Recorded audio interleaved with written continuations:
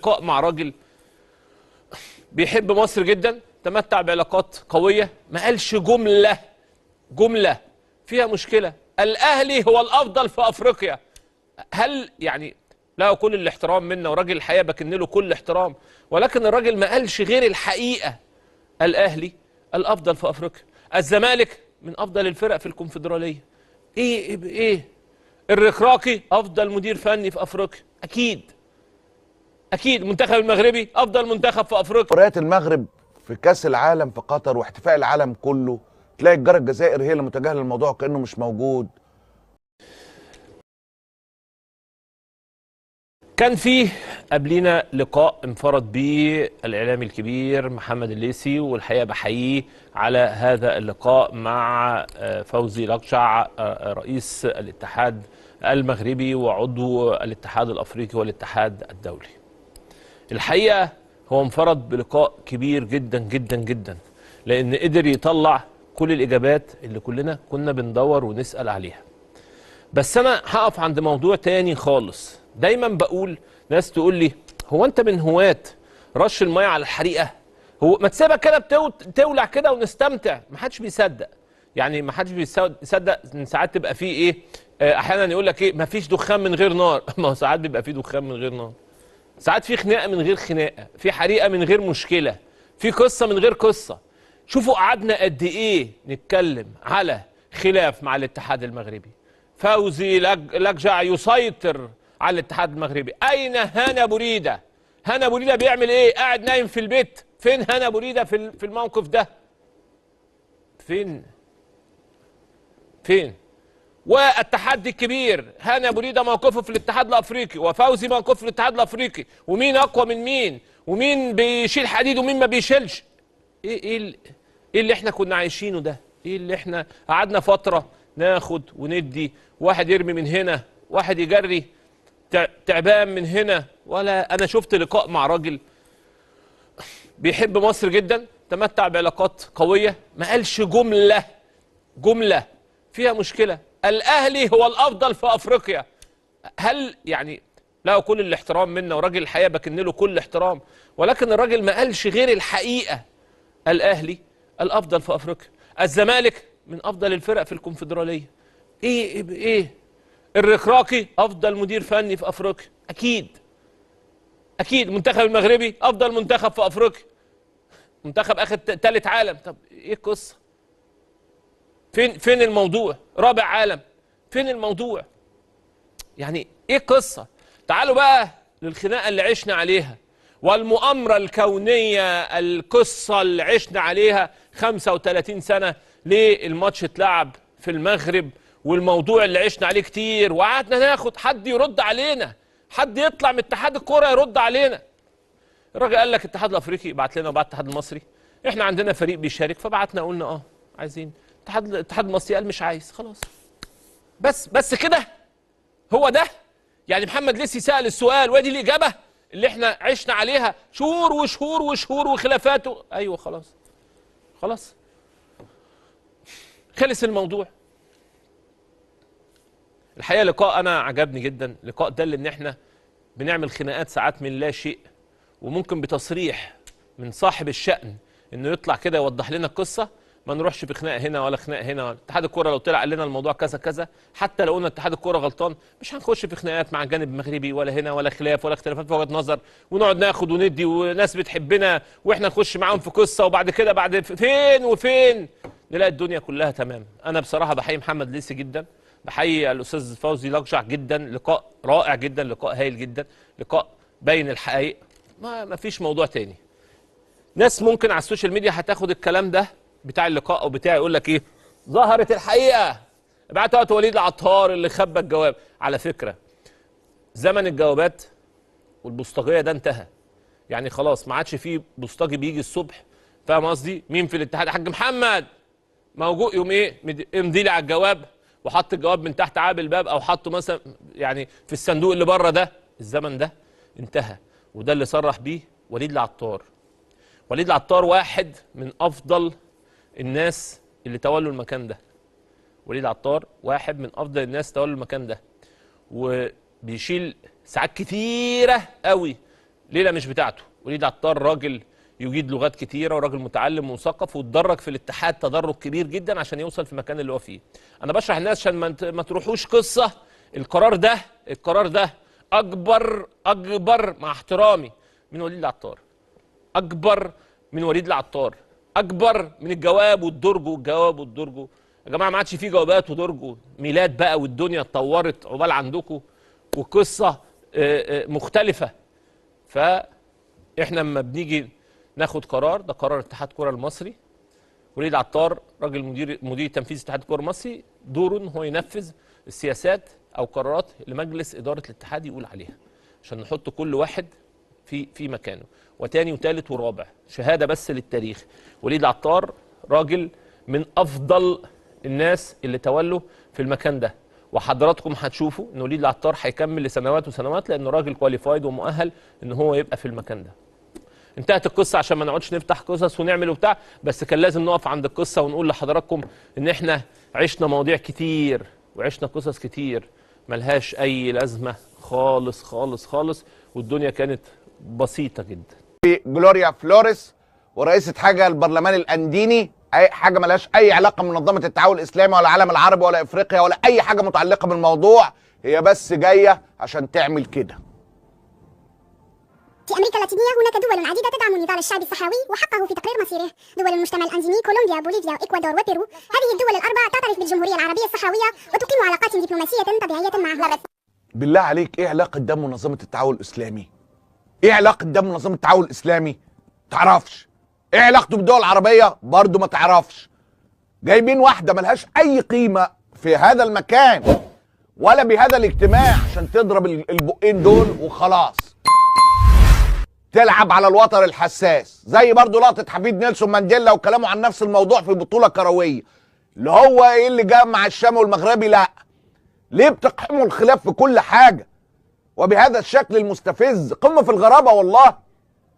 ايا كان رايك في الموضوع، لكن ايه العلاقه؟ واستقبال رسمي عشان بتتبنى قضايا الامم ومواضيع وقصص، والاجتماع منظمه العالم الاسلامي، ايه علاقه ده غير ان الدنيا تولع؟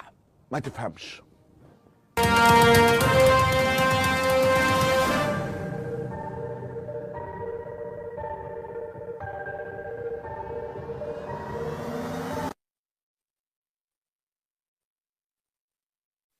البرلمان الانديني ده بالمناسبه منظمه برلمانيه انشأوها سنه 79، 25 نائب من 5 دول، بوليفيا وكولومبيا والاكوادور والبيرو وتشيلي.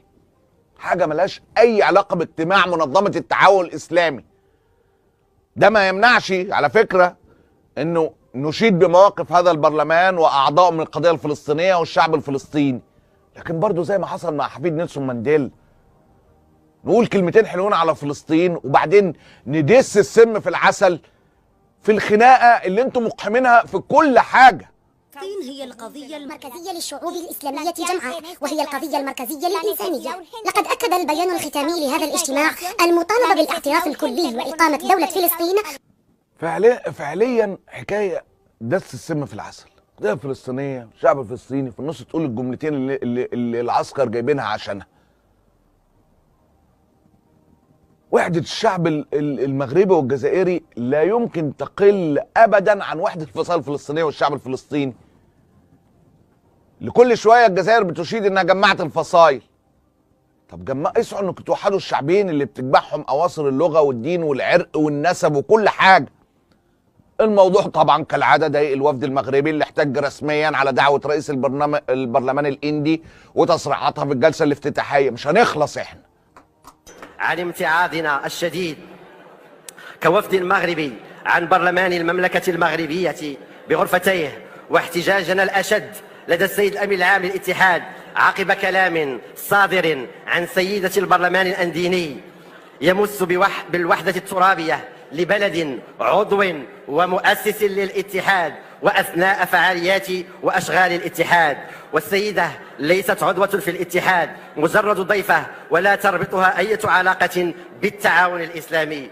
رد فعل المغرب المرة دي انتشر بشكل مكثف على مواقع التواصل الاجتماعي مغردين من انحاء العالم العربي احتفلوا بكلمه رئيس الوفد المغربي في الجلسه دي، اللي من اول كلمه ليه في مشاركته انا بتكلم من الحق بيأكد على العلاقه القويه بين الشعب المغربي والجزائري ويشيد بالاواصر المشتركه بين الشعبين. الراجل كان بيتكلم في منتهى الاحترام، مشهد يليق بمنظمه العالم الاسلامي. كلمة أتناولها باسم الوفد المغربي المشارك بكثير من التأثر وبزخم ومزيج من المشاعر، لأننا نؤمن أن ما يجمعنا بالأشقاء في الجزائر أكثر مما يفرقنا، فاللغات والثقافة والجغرافيا والتاريخ والعقيدة توحدنا وتعضد أخوتنا، كما أن المستقبل والمصير المشترك كونه نتاج مسار مشترك يجمعنا. ده كلام يليق باجتماع مندوبين من العالم الاسلامي. على ذكر الوفد المغربي في الجزائر، مش عايز حضرتك تنسى اللفه اللي بيلفها اي وفد مغربي رايح الجزائر بسبب اغلاق المجال الجوي امام الطيارات المغربيه. اللفه بتاعت الوفود الرياضيه بتلفها اي وفود رسميه رايحه الجزائر. فالوفد المغربي برضو يروح لباريس او تونس عشان يروح للجزائر. محمد والزين رئيس الوفد البرلماني المغربي عبر عن هذا بتلك العبارات: أن تطأ أقدامنا في رحلتنا هاته لعناق الإخوة الجيران دون إكراه الالتفاف والمرور عبر أرض الإفرنج لبلوغ أرض الإسلام لحضور تجمع الإخوة في الإسلام. لكن إصرارنا للحلول بين ظهراني إخواتنا بالجزائر كممثل الشعب المغربي هو إصرار لعناق بين الشعوب الشقيقة وتشبت بالأخوة الإسلامية.